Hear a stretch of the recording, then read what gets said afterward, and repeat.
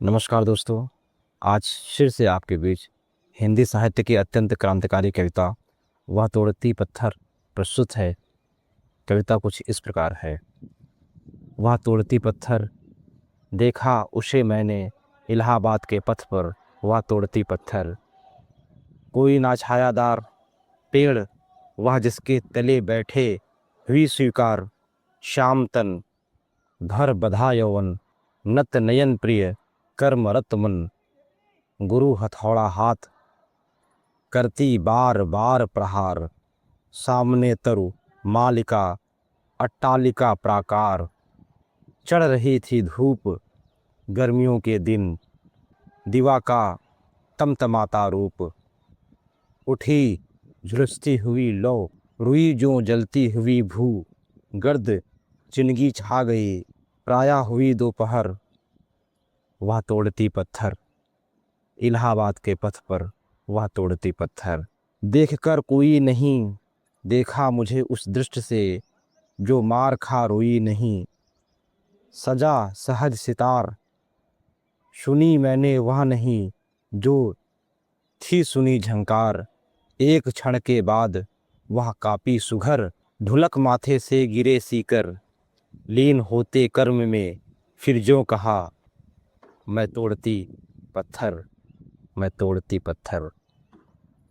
पंडित सूर्यकांत त्रिपाठी निराला द्वारा रचित वह तोड़ती पत्थर एक कालजयी यथार्थवादी कविता है, जो इलाहाबाद के पथ पर कड़ी धूप में पत्थर तोड़ती एक मजदूरन के संघर्ष, सामाजिक विषमता और नारी के कठोर परिश्रम को चित्रित करती है।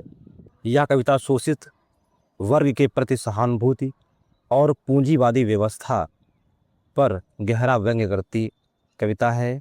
इसमें सामाजिक यथार्थ को दिखाया गया है कि एक संघर्ष करती हुई महिला जो जीवन से संघर्ष कर रही है, जीवन की विषमताओं से गुजर रही है, वह किस प्रकार संघर्ष कर रही है।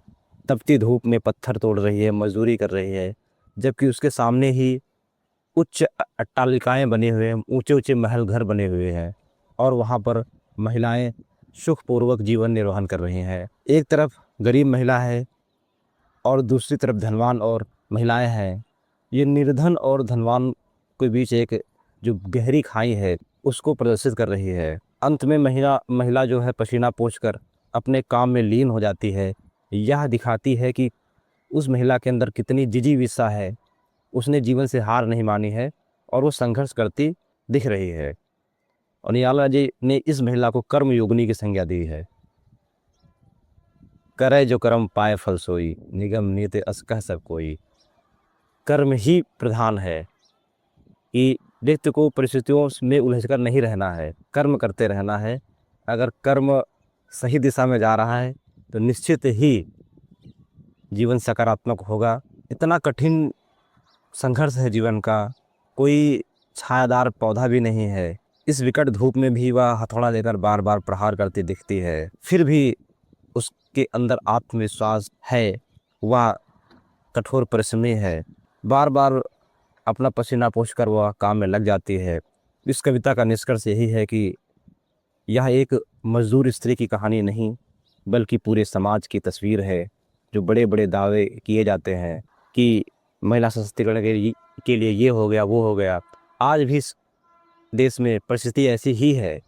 जो उस समय निराला जी की जो काव्य संग्रह अनामिका की यह कविता है, उस समय भी यही स्थिति थी और वर्तमान में भी यही स्थिति है, भले सरकार कोई भी डाटा दिखाती हो।